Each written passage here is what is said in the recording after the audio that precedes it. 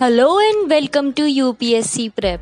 If you want to prepare for UPSC when still in school, you are at right place because our channel helps school students to start prepare early and easily for UPSC.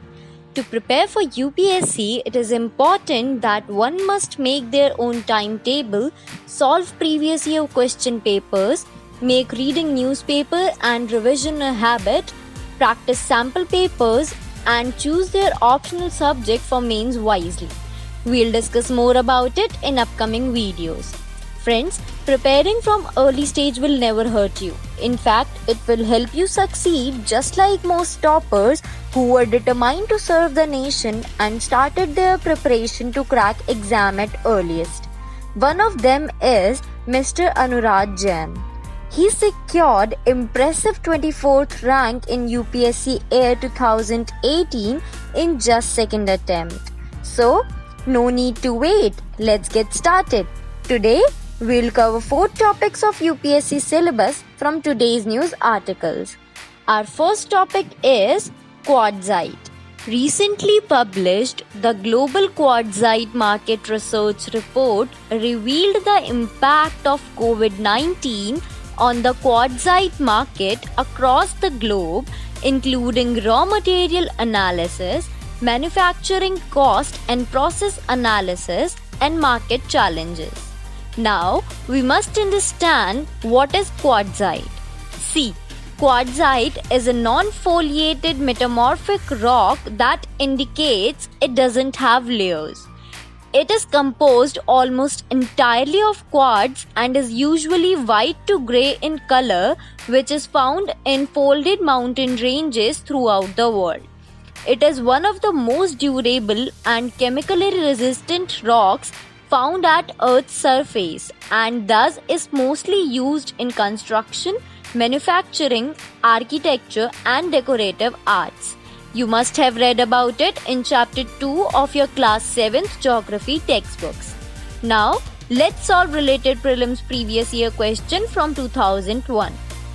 Quartzite is metamorphosed from A. limestone, B. obsidian, C. sandstone, D. shale. The correct answer is option C.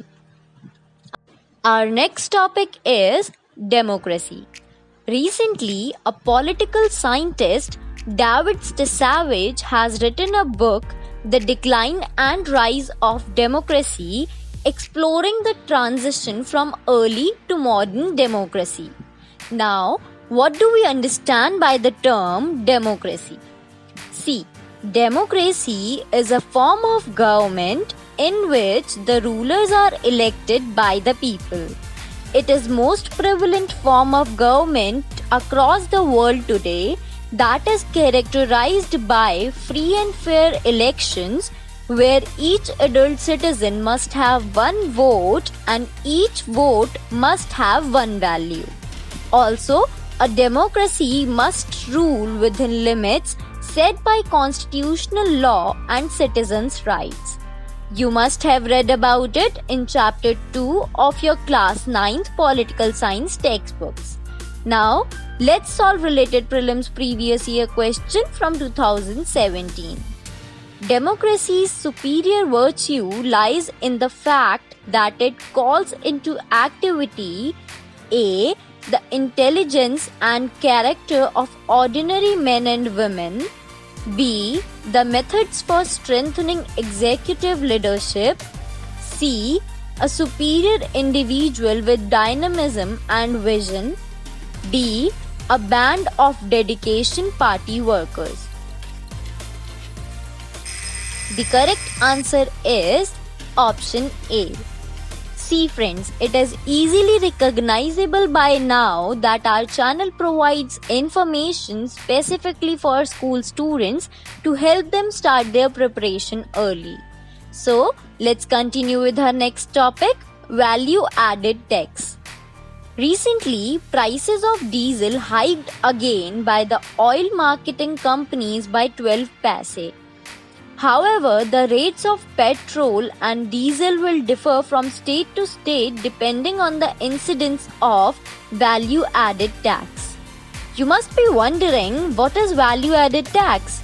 Well, value added tax is an indirect tax which is imposed on the goods and services at each stage of production, starting from raw material to the final product.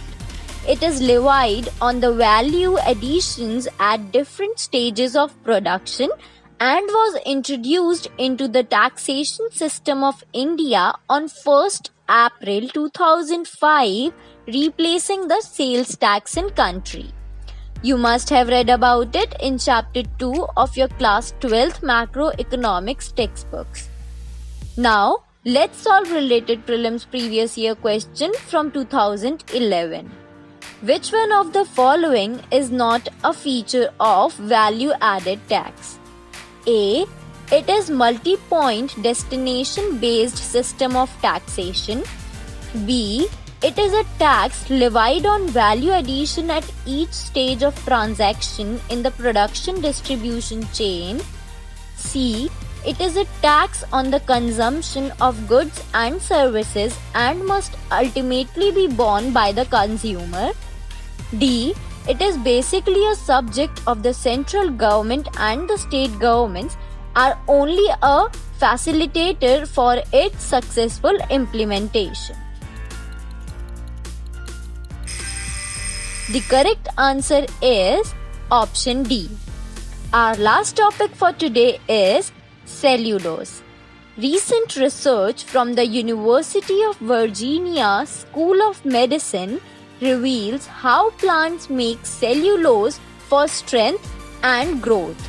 Now, let's see what is cellulose. Well, cellulose is a complex carbohydrate consisting of oxygen, hydrogen and carbon, which was discovered by a French chemist Anselme Paine in the year 1838.